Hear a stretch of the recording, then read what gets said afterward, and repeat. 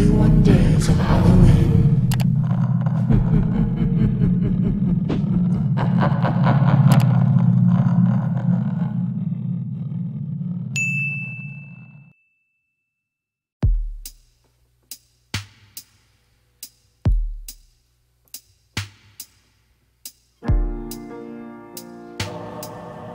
As I walked down the familiar venue of Myriad Boardwalk, I realized that the Shoreline Amusement Park is different from what it once was.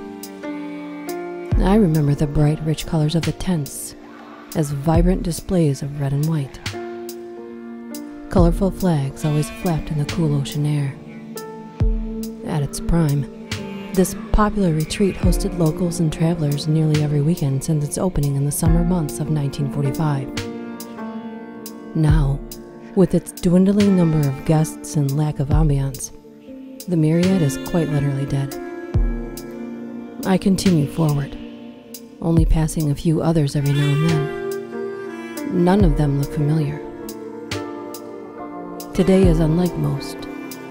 The sky is gray and spotted with shadowy clouds that block the sunshine rather than welcoming it onto the beach. Most of the concession stands and games are closed. Only a few offer a moment's amusement for a hefty price and a high chance of failure. To be honest, it's sad. The staff that now patrols the boardwalk reek of oil and the sick stench of bitterness. The rides are useless in their mechanics. Nobody rides them anymore. With the passing times, the Ferris wheel became the symbol of amusement parks across the globe. At the Myriad, it's the symbol of a faded era. When I was a little girl, I loved the Myriad. As a small girl bouncing around in a yellow sundress, I went from stand to stand and begged the cheerful men to slip me a free treat. The first stop in my routine Myriad run was the cotton candy stand. The man who operated the machine, Pops as I called him, always petted my bouncy curls and handed me a large swirl of pink cotton candy. I would thank him in my own girlish way and go off to bother someone else. Then I made my way to one of the numerous games. The staff all looked the same in their white suit jackets lined with red stripes. But that didn't stop me from creating personal nicknames for each one. I can remember this place as being grand and filled with life. I sometimes wonder both how and why I end up back here, even when I know the memories I've made have died. Back then, my parents were young, jubilant, and in love. They took me to the Myriad nearly every weekend. My mother always wore her high-waisted denim shorts with a polka-dot bikini top. My father, the businessman, wore a stunning brown suit with sleek pinstripes. I would later come to know that my father played a large role in the organized crime ring upon which Myriad was, more or less, founded. When he wasn't placing loving pecks on my mother's rosy cheeks, he was usually somewhere inconspicuous with his colleagues. Too young to thoroughly enjoy most of the rides at the Myriad, my parents were sure to take me on the giant Ferris wheel. If we happened to get conveniently stuck at the very top, I squealed with delight. Then, against the setting sun, my parents would share a loving kiss that always made me feel as if I was the luckiest girl in the world.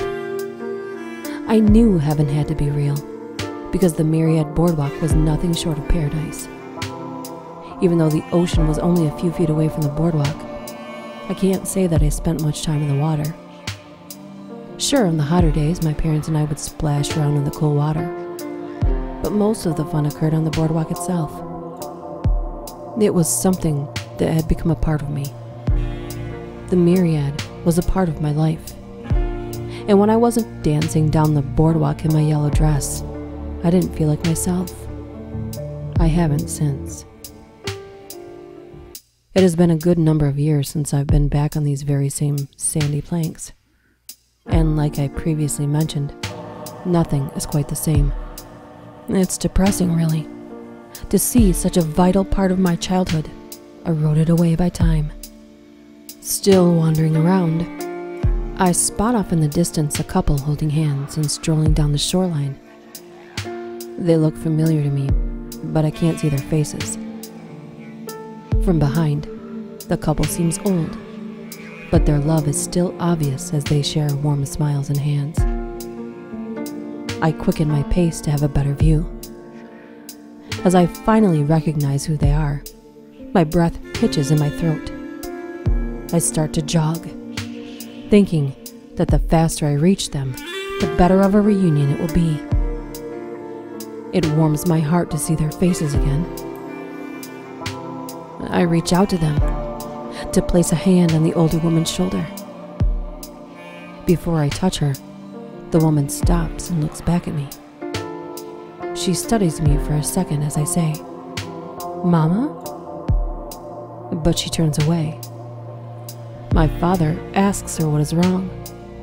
Her brow furrows and she says, "I thought I felt something, but it was nothing." They continue their stroll down the beach. I jump to grab my father, to beg him to stop and turn around. But my hand grabs air. Some time ago, I strayed too far from my parents' watchful eyes. Not because I disobeyed, but because I was a teenager. I thought boys were cute, but my father made boys nervous. So I often wandered off to meet my friends during our routine weekend trips to the boardwalk. My parents were particularly preoccupied with my father's business affairs. He and his colleagues had gone too far in their quest for complete control of the city. It was around this time that my father had struck up a lucrative deal with the local police. In exchange for some exaggerated information about a rival family and a good amount of cash, the police effectively eliminated my father's rivals from the city, killing some and jailing the others. My father and his associates walked away from the deal completely satisfied and with no blood on their hands. The rival family's remaining members raged at the news. Suddenly their fathers, uncles, and friends were behind bars or buried underground. Cash stopped flowing. Instead, it was rerouted into the pockets of my father's fine tailored suits. The struggling rival gang formulated a plan for retaliation, ensuring it would be painful, effective, and extremely personal. They decided on a course of action. When the time was right, they planned to load a car with the weaponry and men and drive until my father lay dead on the streets. My father caught wind of this plan, but chose to ignore it. He scoffed at the idea of such a public retaliation. He refused when my mother persuaded him to alert the authorities. Instead, he insisted my mother and I get into the car for another weekend trip to the ocean. I didn't have a chance to say goodbye. What my father's source failed to tell him, because his source was a rat, was the intended target was not my father or his friends. It was me. On a warm, sunny afternoon, I stopped believing the Myriad Boardwalk was heaven. I died with a pink swirl of cotton candy in my hand.